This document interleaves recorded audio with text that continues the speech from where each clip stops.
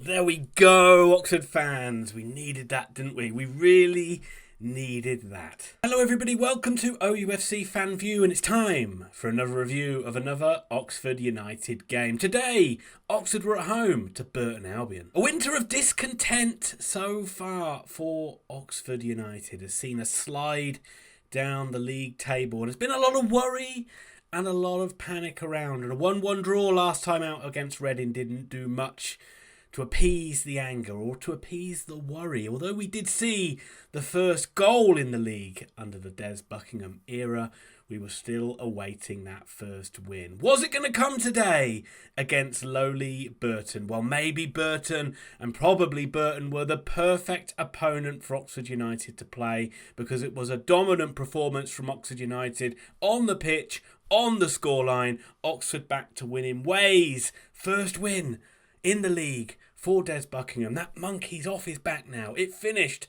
Oxford United 3, Burton Albion 0. So a fantastic result and a fantastic performance, and very much needed from an Oxford United point of view. Fans, managers, players can all calm down a little bit. But let's going to break down this game like I normally do. We're going to give some team news. I'm going to give a match review. I'm going to give a slightly different version of player ratings. You'll see when we get to that one. And I'm going to give my final thoughts at the end. Please feel free to jump to any point of the video if you wish. But if you do that, then the very least you can do is hit like on this video, because it does help me out a lot. And if you do like the content, consider subscribing. So let's have a look at this Oxford United team for today. And Des Buckingham made two changes from that side that drew 1-1 at Reading. Joe Bennett gets his first start, starting at left back, which means Kieran Brown returned to centre back alongside Elliot Moore. So it meant Jordan Thornley dropped out of the side. Rueben Rodrigues also returned after having a slight knock, which left him out of that Reading game, and he is in his usual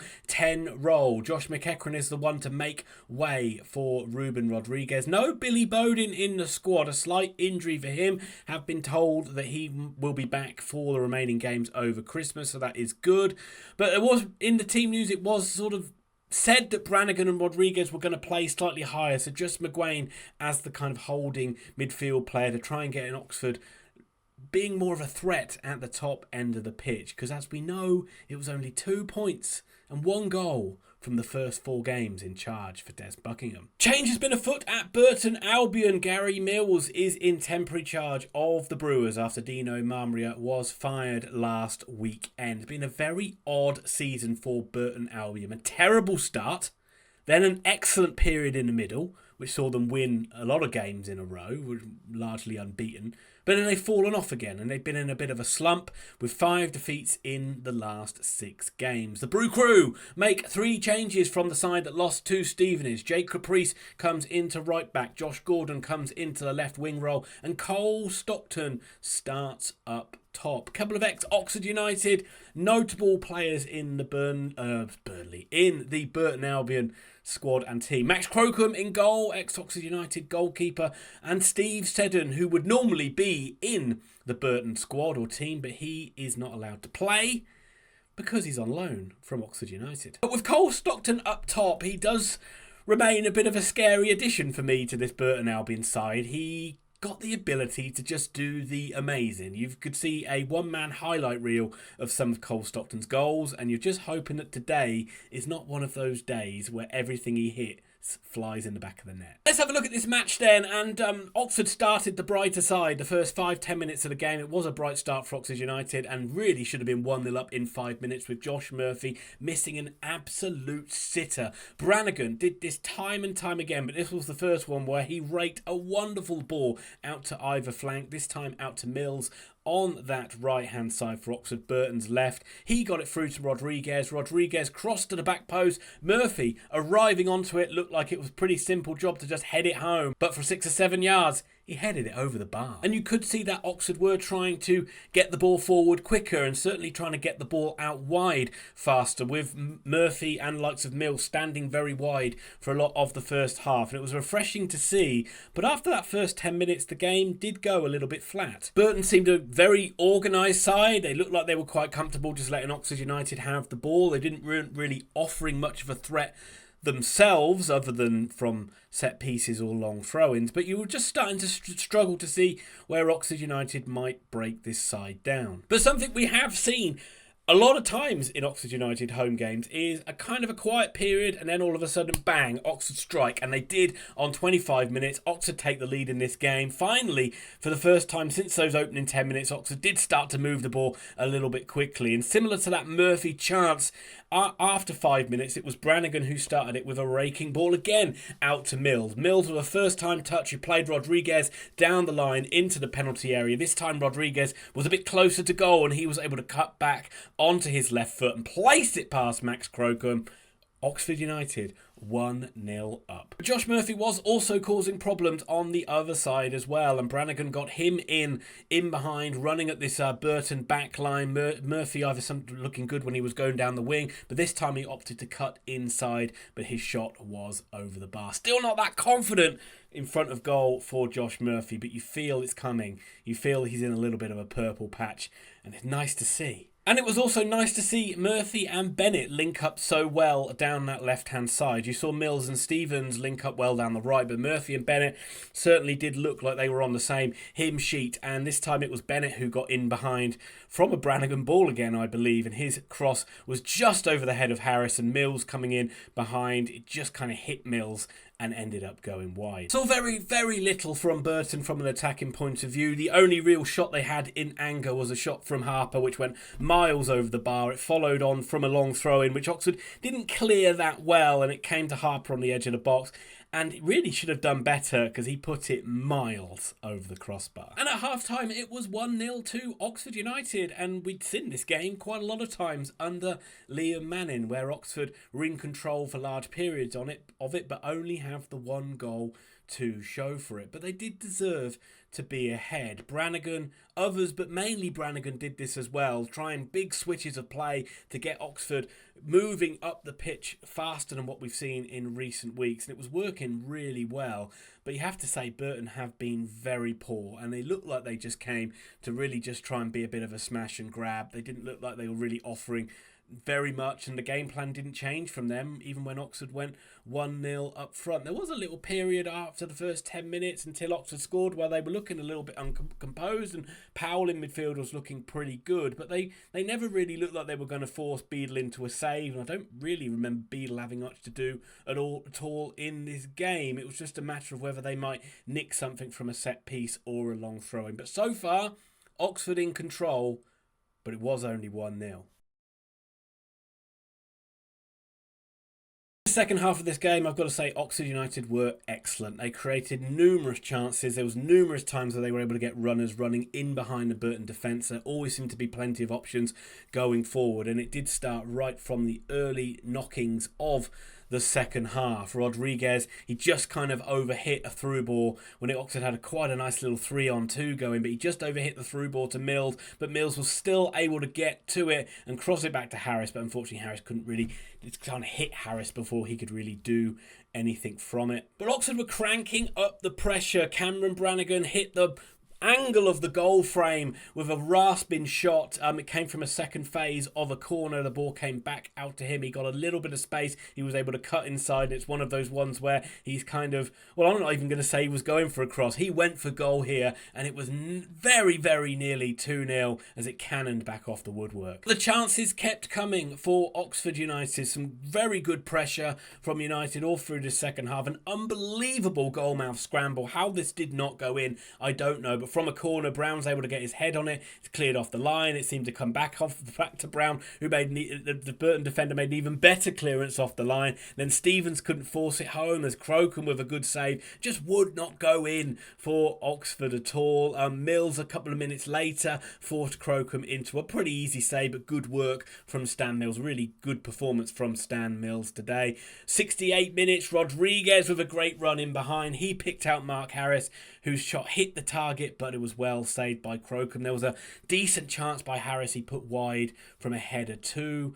Just wasn't his day in front of goal, but it wasn't for the lack of trying. And Burton, again, just still didn't really offer anything. But with it being 1-0, you still just had these little worries that It only took one little ball in the box that might break someone's way and would be all square in this game. And just hoping that Oxford United could just see this game out, but it just didn't seem like that second goal was ever going to come at times. Goodrum picked out Harris with a good break, and Harris was able to run in behind. He was on the left-hand side, and he forced Max Crocombe into a good save. That was probably Harris's best effort on goal. But on 82 minutes, finally, Oxford made it 2-0, and finally the pressure told. Burton did try to push up a little bit more in that final 10 minutes. They had nothing to lose, and it did mean that there was more and more space appearing for Oxford United to pick them off. Brannigan picked up the ball on the left-hand side, and he kind of drilled a low flat cross into the box, which wasn't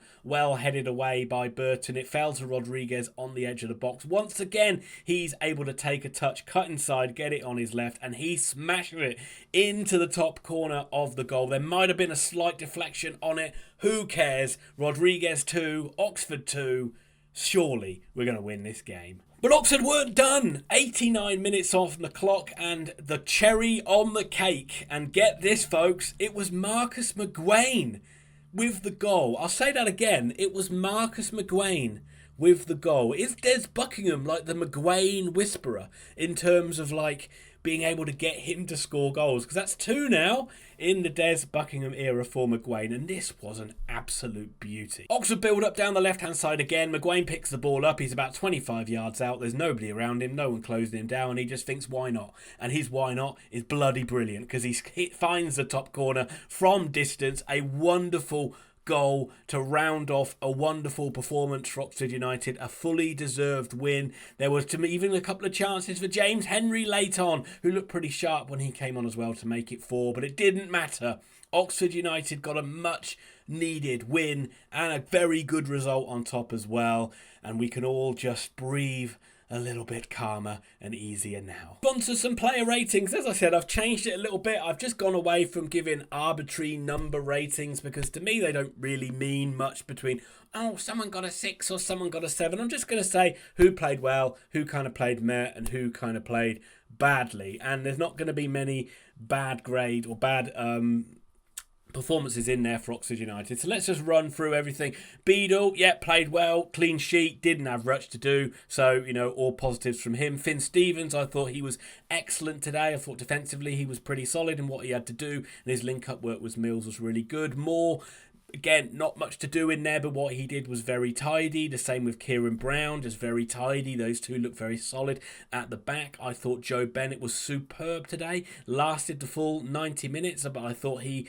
added an extra dimension to Oxford United today. Looks very composed on the ball, a very solid defender, and he looks like he can get forward and help in attack as well. I would not be shocked if you see him extending his contract past the end of January. Marcus McGuane, back to a wonderful performance as well. Just, again, solid as a rock in that midfield. Again, moved the ball. I can't remember too many times him making many mistakes in the game, and rounded it off with a wonderful goal. Cameron Brannigan didn't score, but arguably I thought he was the player of the game today. I thought he really set the tone in that midfield, and a number of fantastic deliveries to get Oxford United out to the wings, to get the move moving quickly, and his range of passing was fantastic today. Just the goal that was missing, really. But for me, I know he didn't score, but I think Brannigan was Oxford's player of the match today. Stan Mills, fantastic as well. Arguably, certainly second half. First half, he had chances, and again, he's done well. He's played his part in the goals today, in the first goal, that is for sure. But I wouldn't say he got in too many times in the first half, but second time, his energy levels were superb. His defensive work was much better than today as well, and he was just a constant threat to Burton down that right-hand side. You can say pretty similar things to Josh Murphy as well. He was a constant threat and a thorn in the side for Burton Albion. There was even times where he wasn't in the game for like 20 minutes because in the second half, because Bills was getting so much joy, but his energy levels still looked good. He was still a willing runner, just needs that final piece of the jigsaw. There's times where he gets into good areas and he just lacks that conviction or that final killer pass or killer cross. But another fine performance by Josh Murphy, and his redemption story is going well. So nothing but thumbs up from me. Rueben Rodrigues, I mean, this guy is wonderful. When he's on song, he adds a different dimension to this Oxford United team. 2 goals today. A wonderful performance from Rueben Rodrigues. He's the one who stepped up and took the game by the scruff of the neck and scored those goals for Oxford United. Really missed him in the game against Reading. And for all the shit that we get about not being able to score goals and the attacking players, we haven't signed anyone good from an attacking point of view. We signed Rueben Rodrigues and he's been bloody good. And I'll tell you what, he's getting better. And Mark Harris does get a thumbs up from me as well. I thought largely quite quiet in the first half, but in the second half he did start to get some chances. I wonder if he is going to be the sort of player that, if we can sign somebody in January, whether Harris is more of an option coming off the bench, because he looks very lively when he's able to run in behind and when he's able to stretch sides with his pace in behind. But just another game where he just not falling in for him, and it continues to not do so. But another day where his work rate was really good, and I do think he helped the team today, so he gets a thumbs up. Just on the substitutes, Tyler Goodrum came on 76 minutes. Yeah, he did well. I thought he did really well. He played a good part in some of the breakaways that Oxford had. I think his touch looks really good. And he can't be far away from starting games either, but the way Mills played today, or Murphy, you just can't see him getting in. But what an option to have off the bench. James Henry, Ocean Smith and Gatlin came on quite late in the piece, so all of them just did okay. But James Henry in particular did look pretty sharp when he came on. And that brings me to Des Buckingham, and of course Des Buckingham gets thumbs up. This was, without a shadow of a doubt, the best performance and best result that we've seen under Des Buckingham. He talked and was critical of the side, the way we played against Reading. He talked about the things that were good, but he also talked about the things that we need to improve in terms of the speed of how we move the ball. And we certainly did that today. Certainly in the second half, you saw Oxford United moving that ball around much quicker, with much more purpose. There was still a little bit of playing out from the back, which you're going to get